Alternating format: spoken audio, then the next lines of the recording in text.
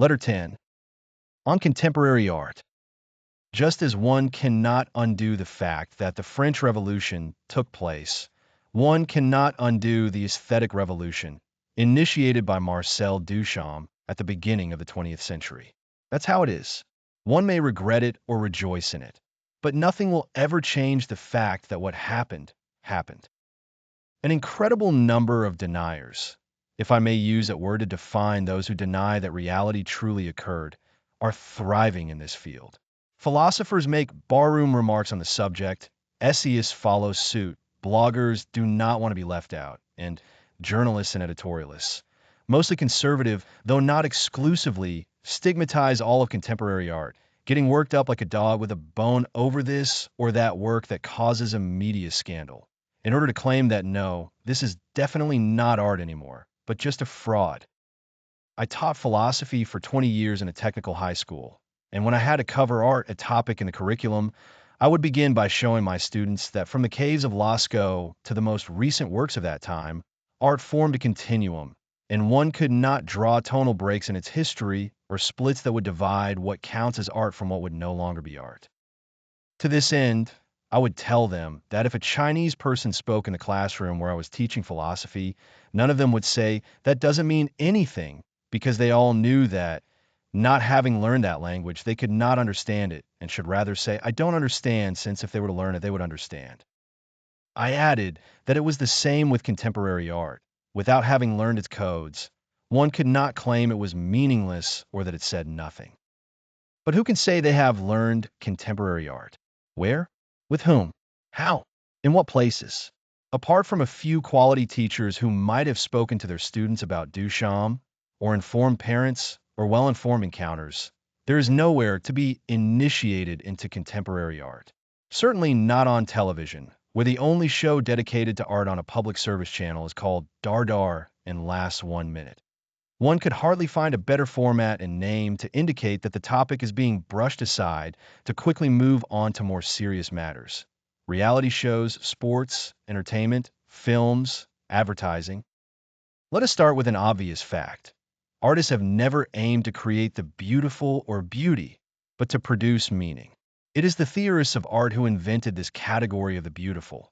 But when humans painted animals or positive or negative hands in prehistoric caves, they were surely not aiming to paint a beautiful bison, a beautiful aurochs, a beautiful horse, a beautiful deer, a beautiful hand, or even a beautifully paint bison, aurochs, horse, deer, or hand. Rather, they were creating something else that resists interpretation because we lack the decoder that would allow us to understand it, just as there is a decoder for deciphering Duchamp's bottle rack. In this field, we are left with hypotheses, which most of the time are mere projections by those analyzing the works.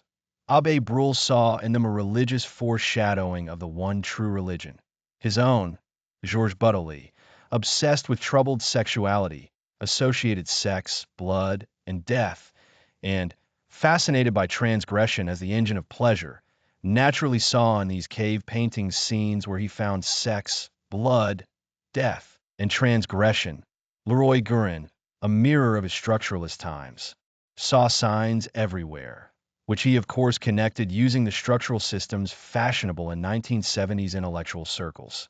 Jean Klotz, in a time that had moved past both Christianity and structuralism, invoked shamanism, trance, and possession, which ensured a good hunt if preceded by an effective mimetic ritual with the cave paintings. Currently, archaeoastronomer Chantal Jigwes-Wokiwes believes these paintings form a planetarium that allowed humans to memorize constellations in order to find their place, both ontological and agricultural, in the cosmos. We will never know for sure. But what is certain is that these paintings had meaning in their time, and their truth did not lie in the will to create or produce the beautiful. We are before these works like a Martian who, landing from a spaceship on a planet Earth devastated by an epidemic, enters a country church and discovers an altarpiece framing a painting of a man nailed to a cross, a statue of the Virgin Mary beside, one of Therese of Lisieux, and a baptismal font with a stone basin bearing the Chi-Rho and a fish. Knowing nothing of Christianity, what could he understand of what he sees? Nothing. He would be before these works of sacred art, just as a contemporary person stands before Duchamp's fountain.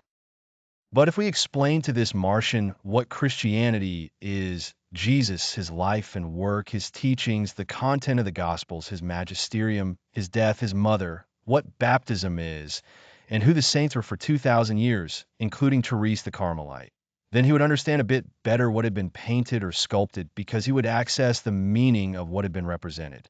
He would see less beauty, beauty being the crutch of people without imagination, and more meaning, which is the light of the initiated. How? For example, can we explain the presence of the fish carved on the baptismal font stones?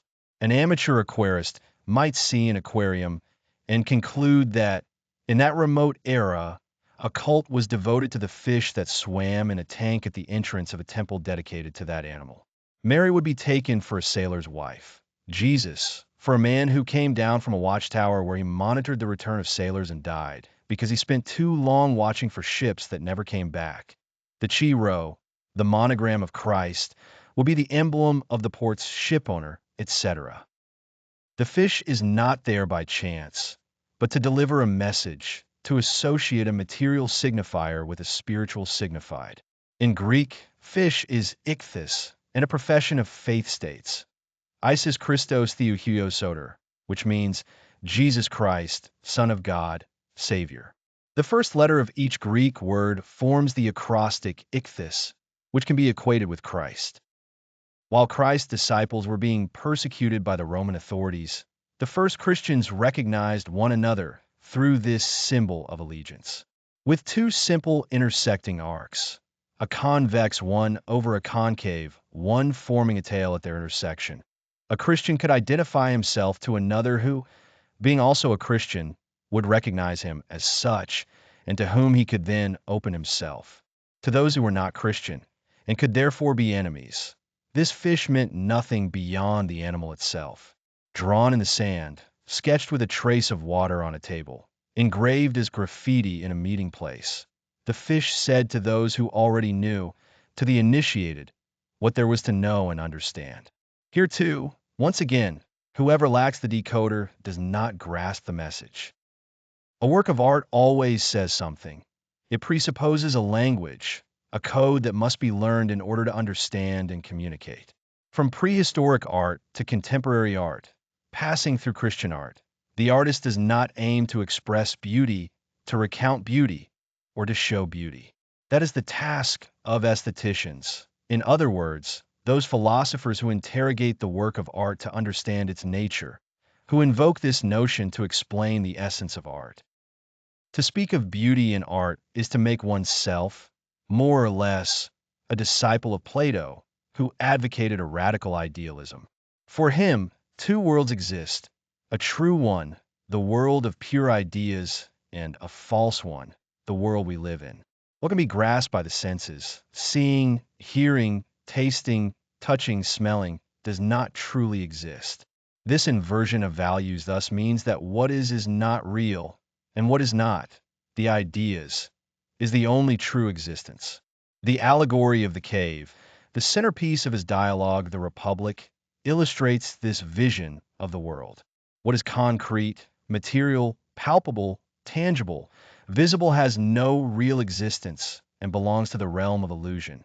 What is conceivable, thinkable, imaginable, the idea, is the only truth. The sensible, perceived by the senses, is an illusion. The intelligible, perceived by the intellect, is the only truth, the essential reality, the reality of essences, of the world of essences. Ideas populate an intelligible heaven. The good, the beautiful, the true, the just are essences, beings without substance, whose only existence is their truth. What we apprehend on earth with our deceptive and coarse senses only participates in those ideas. If one looks at a statue by Praxiteles or Phidias, it bears a relation to the idea of beauty. The less a work of art participates in the idea of beauty, the less beautiful it is. The more it participates, the more beautiful it becomes. The same applies to love and friendship, which, as ideas, constitute the only true world and act as pure forms against which the degree of any related experience is measured. A feeling will be more loving the closer it is to the idea of love. The farther removed it is, the less it belongs to love. Yet the world of Platonic ideas is performative. Simply by declaring them, Plato makes them exist. They are acts of faith. Nothing proves, demonstrates, or reveals the ideas.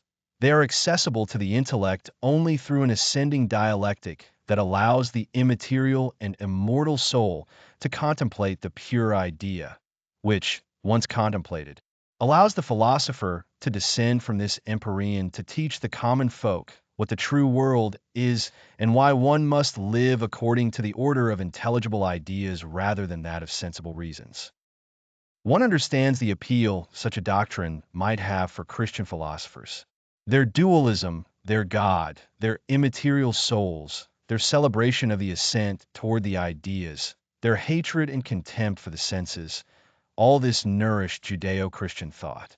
Aesthetics remained Platonic up through Hegel. With Nietzsche, it takes another path. The philosopher of Thus Spoke Zarathustra does not believe in the pure ideas of the Platonic intelligible world, nor does he subscribe to Kant's version of those ideas repurposed into his noumenal world, as seen in the critique of the faculty of judgment. He also rejects the notion, taught by Hegel in his lectures on aesthetics, that spirit incarnates itself in history. Nietzsche abolished more than 20 centuries of idealist aesthetics. He declared the death of the beautiful, the true, the just, the good, and evil. In his eyes, there remains but one force that sums up all that exists, the will to power. Thus, the beautiful, which had never truly existed, died in the 19th century. It was Marcel Duchamp who brought Nietzsche's blow to bear upon art. An artist as he defined himself in The Artist's Life, a blend of artist and anarchist, as one can see, drew from two radical philosophers, Max Stirner, author of The Ego and Its Own, and Nietzsche in general, but Thus Spoke Zarathustra in particular. It is also known, thanks to his friend Franz Overbeck, that the latter read the former and deliberately kept silent about this reading, which had influenced the development of his own philosophy of the Overman. What is this anarchist revolution about? First principle, God is dead, and so is beauty. As a well-read follower of Nietzsche, Duchamp knows that God is dead, and that everything revolving around that fiction is dead as well. The good, the true, the just, and of course, the beautiful. The work of art has nothing to do with a hypothetical beauty, a Platonic idea, which is also fictional, because it is the product of a will to power that turns the artist into an instrument of that power. Second principle, the one and only truth gives way to perspectivism, according to which what is real is nothing more than the result of a sum of perspectives. Hence an epistemological relativism. Not that truth no longer exists, but it changes its definition. It designates another way of representing things in the world. Cubism helps to understand this revolution.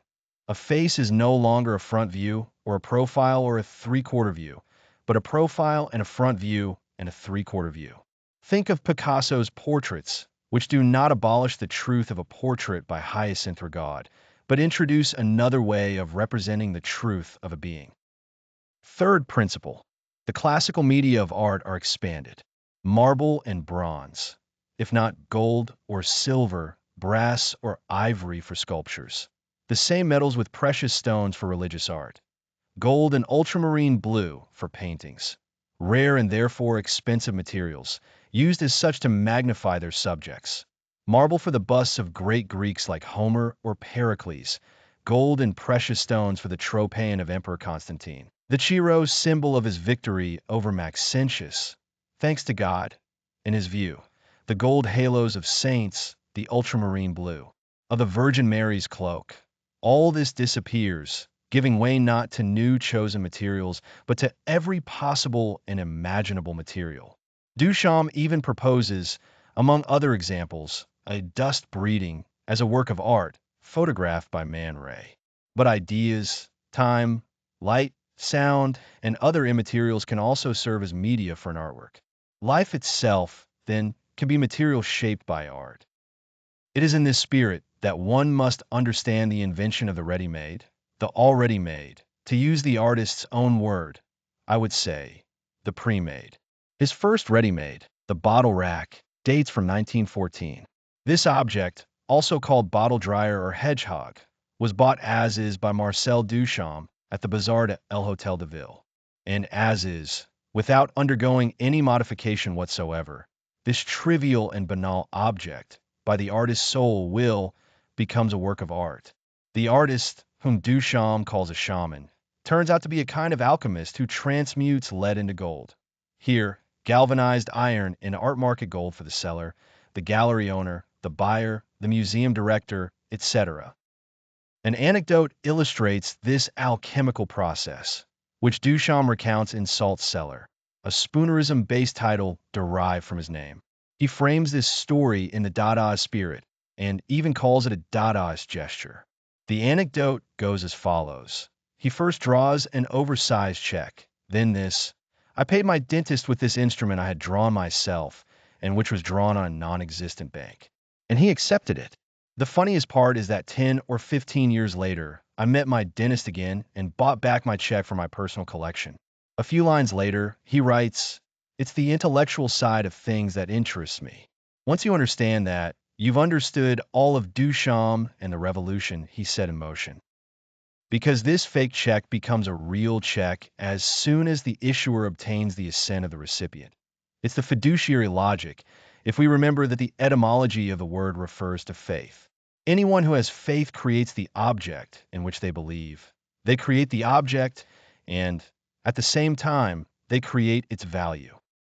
Hence, the fourth principle, the viewer makes the painting. In other words, the artist creates a work that only truly becomes one when the viewer agrees that it is indeed a work of art. Indeed, if Duchamp had received only a great Nietzschean laugh for the check he drew to pay his dentist, that check would have had no value. It would have been nothing but a scribbled scrap of paper. It is because the dentist agrees to the pact that fiduciary value is constituted. Art, then, is not a matter of beauty.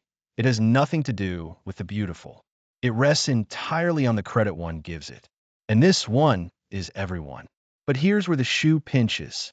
For ideally, in the Duchampian scenario, the viewer must also be an artist. Without that, the artist won't take place, nor will the art.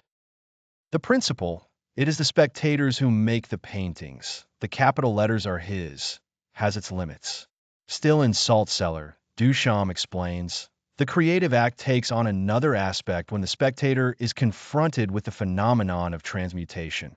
With the transformation of inert matter into a work of art, a true transubstantiation occurs, and the important role of the spectator is to determine the weight of the work on the aesthetic scale. After all, the artist is not alone in completing the creative act, because the spectator brings the work into contact with the external world by deciphering and interpreting its inner qualities and thereby adds his own contribution to the creative process. This contribution becomes even more evident when posterity delivers its final verdict and rehabilitates forgotten artists. Did Duchamp overestimate the intellectual capacity of the public to understand his project, or did he only want to address an aristocracy capable of grasping the intellectual complexity of his approach? Because if the viewers are his friends Picabia and Man Ray, André Breton and Max Ernst, Fernand Léger and Mondrian, Apollinaire and André Maire, Peggy Guggenheim, or Henri Pierre Roche, the author of Jules and Jim, then there's no problem. All this artistic aristocracy can, like his dentist, agree to the check and thus create its value. But if not? Otherwise, it's the ghettoization of art, which becomes the affair of a caste bound by incestuous ties, where a handful of people who all know each other handle creation with no other motivation than to feed the market. Artists, gallery owners, curators, conservators, collectors, directors of state institutions. They are less concerned with serving art than with profiting from it in cold, hard cash. That's where we are now. Yet Marcel Duchamp spent his life inviting others to surpass him. When he painted, he explored Impressionism, Cubism, his nude, descending a staircase, very much in the futurist spirit, even if he claimed to have discovered that movement only afterward, could have provided him with a profitable theme for endless variations throughout the rest of his life. He chose not to pursue it. Likewise, he deliberately limited his annual production of ready-mades, though he could easily have turned that into a lucrative vein, something quite a few artists have not hesitated to do. Duchamp said, "Always this need for change, this desire never to repeat myself," something his disciples failed to grasp as they became neo-Duchampians. In other words, by completely missing the point of his work. Duchamp had discussions with Picabia on Hegel's aesthetics, which the latter knew well. He understood that art obeys a dialectic. He himself embraced the negativity that allows for a new aesthetic positivity through the preservation and transcendence of the old. Duchamp dismantled old optical art. After seeing a propeller, he told his friends Brancusi and Leger, "Painting is finished. Who could do better than this propeller? Tell me, can you do that?" He proposed a new way of doing the old. Leonardo da Vinci said that painting is a mental thing, but what else does Duchamp mean when he states, and I repeat, it's the intellectual side of things that interests me? His writings leave no doubt. He meditated, thought, reflected, cogitated, reasoned at length about his projects. Didn't the large glass occupy him for 8 years and still remain unfinished? The process that leads to the work interested him more than the work itself. But this process made possible one of the scourges of contemporary art, the primacy of discourse, rhetoric, logorrhea, and sophistry over the object itself, to the point where some of his successors, especially the proponents of conceptual art, as if there were any art that wasn't conceptual, believe that a project's proof is equivalent to a finished work, or even, for some radicals, that the mere absence of proof for a project that has only been imagined is enough to constitute a work. To repeat Duchamp is to kill him. Contemporary art can no longer be called contemporary when, more than a century later, it merely reproduces the ready-made or variations on that theme. Let's remember that the bottle rack dates from 1914 and that in 2014, that work was 100 years old. Who could have painted like Ingres, 1780 to 1867, a century after him? Meaning, when Duchamp painted nude, descending a staircase number 2, 1912. Many so-called contemporary artists, who pride themselves on being such, are more than a century behind. Duchamp was able to draw on the death of art to surpass it and bring it back to life, and with what brilliance! But he did not kill painting, which continued despite him and his followers. Think of Mondrian, Tanguy, Picasso, Matisse, Leger, Bacon, Freud, or to name more recent figures, Solich, Adami, Frommanger, Combes, Gauguste, Cogni. Just a few names have made their mark on the 20th century and, in some cases, are still working as I write. Contemporary art, it must be said, also includes painters whose work, power, and presence must not be underestimated. It's not just about performances, happenings, installations, assemblages, body art, communication aesthetics, and personal mythologies that stem more from Duchampism than from Duchamp himself, used to define contemporary art. It's not certain that the artist would have appreciated some of these burdensome disciples. The idea of the viewer completing the painting becomes an intellectual dead end when there are no longer any educated viewers, because there are no longer any spaces where taste and judgment are taught. Let's not even talk about art schools, many of which are obsessed with maintaining the supposed sacred flame of Duchampian religion in its most museum-like form, that is, through therapeutic persistence applied to something already dead.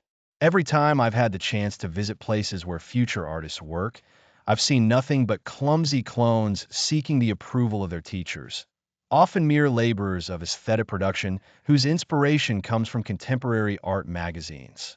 Can anyone picture Duchamp learning his craft at the École des Beaux-Arts in Rouen?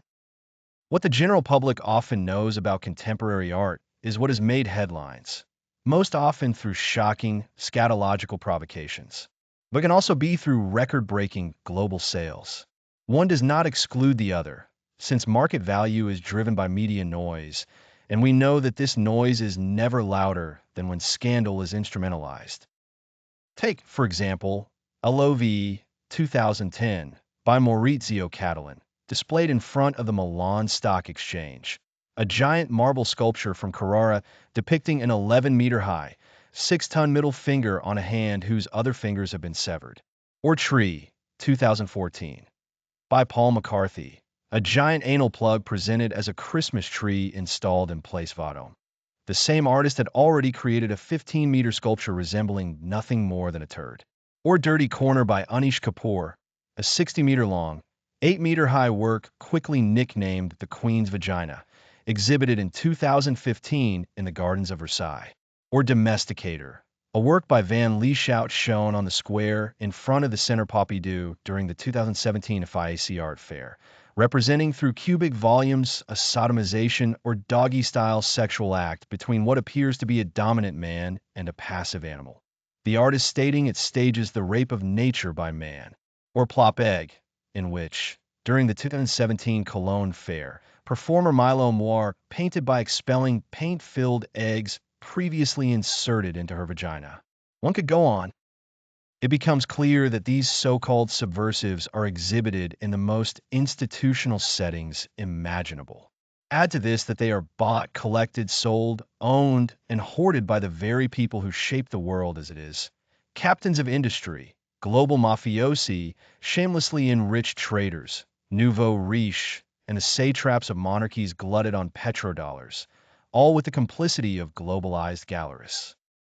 Take the example of Dakis Jonu, one of the world's biggest art collectors, declared the greatest of 2004 by the art world. The man made his fortune through holding company activities, as they say. He also holds the Coca-Cola concession for Greece and has stakes in hospitality, construction, and publishing. This Cypriot industrialist owns a yacht designed by Jeff Koons, which, in both exterior and interior, is the epitome of bad taste. The whole thing is as kitsch and flashy as one could imagine, perfectly in Koons' spirit.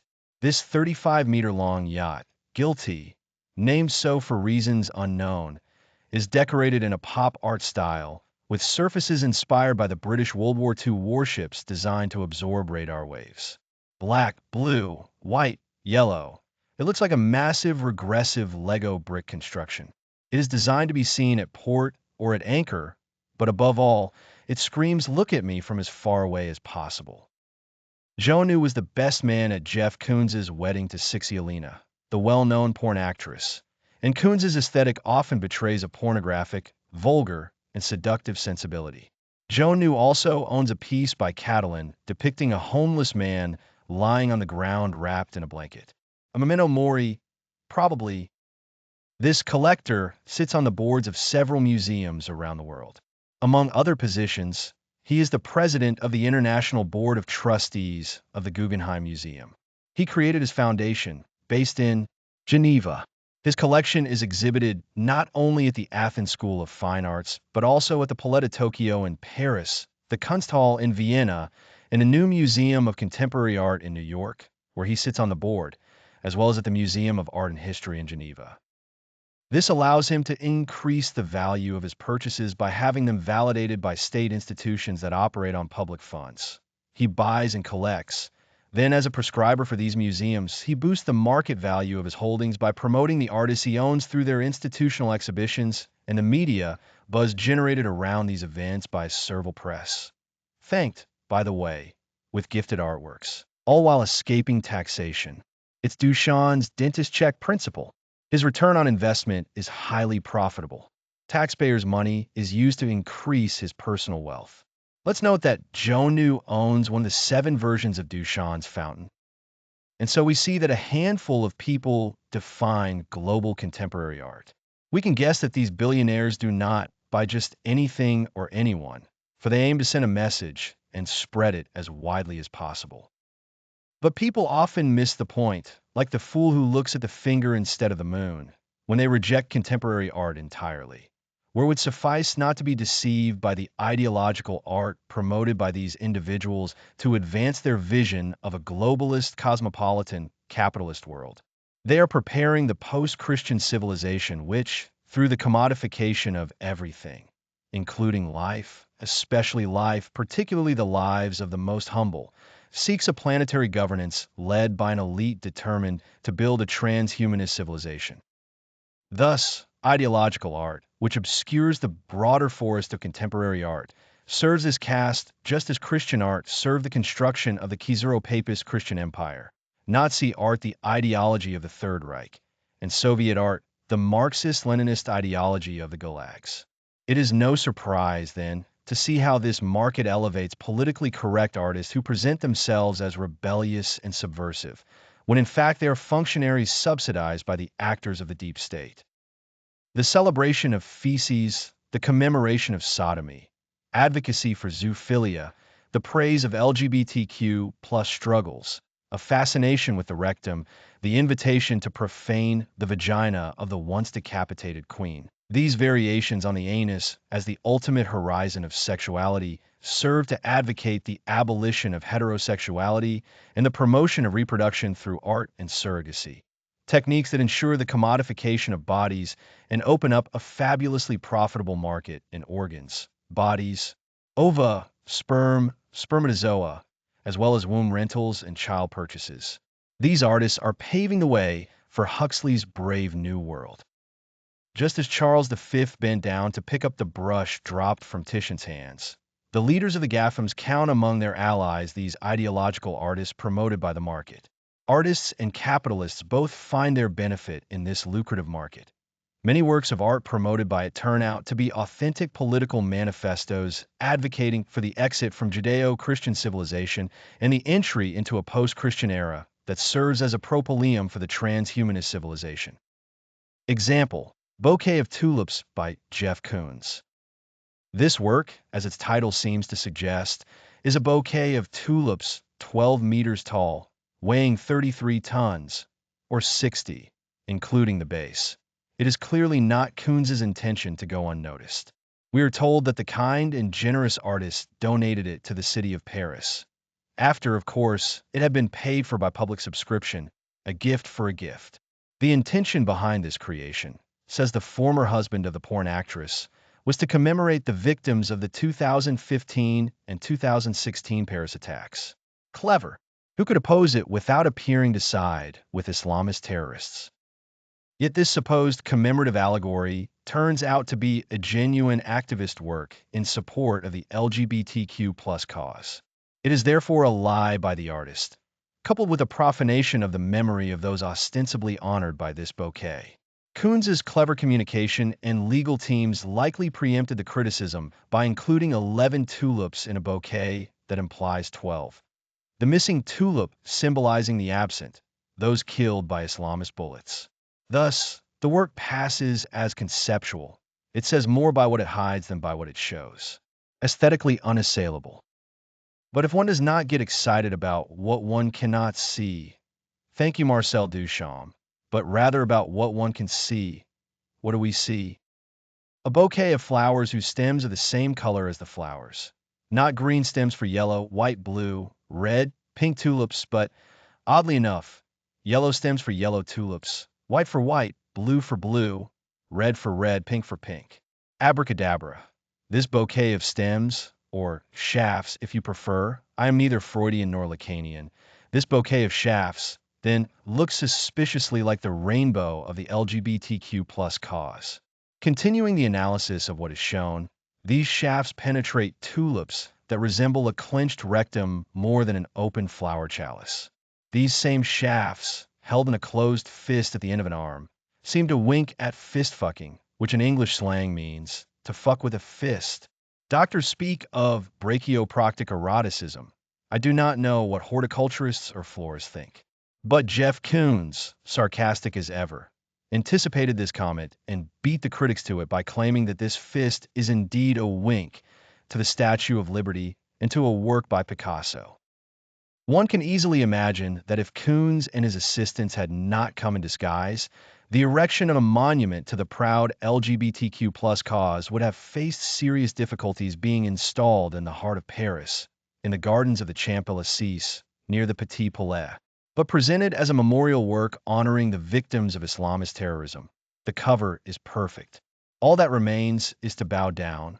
Otherwise, one risks being labeled a conservative, a reactionary, a Vichy supporter, a Patanist.